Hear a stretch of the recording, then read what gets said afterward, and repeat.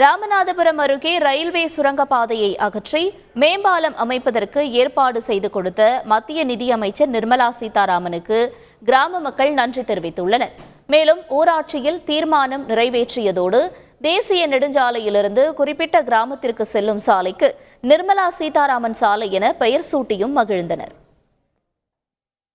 ஆண்டுகளுக்கும் மேலாக இந்த தரைப்பாலத்தால், இந்த ரயில்வே தரைப்பால சபையால் எங்களுக்கு பெரும் துயரத்துக்கு இன்னலுற்றோம். முருகேசன் அவர்களிடம் முறையிட்டோம். அவர்களின் சீரிய முயற்சியால் இந்த பாலம் இன்று மேம்பாலமாக தரம் உயர்த்தப்பட்டிருக்கிறது.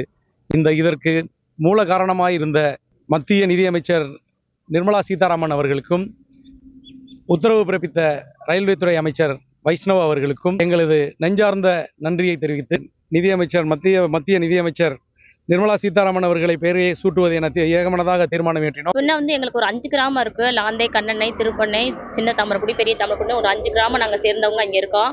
நாங்கள் இதனால மழை காலத்தில் ரோட கடக்க முடியாமல் ரொம்ப கஷ்டப்பட்டுட்டு இருந்தோம். அதுக்கப்புறமா நாங்கள் அம்மா பார்த்து இந்த மாதிரி பிரச்சனைகள் எல்லாம் இருக்க சொல்லி எங்களுக்கு பாலம் அமைச்சு கொடுத்துருக்காங்க. இப்போ நிர்மலா சீதாராமன் அம்மா அவங்க எல்லாமே முயற்சி பண்ணி எங்களுக்கு இந்த மேம்பாலம் எங்களுக்கு போட கொடுத்துருக்காங்க.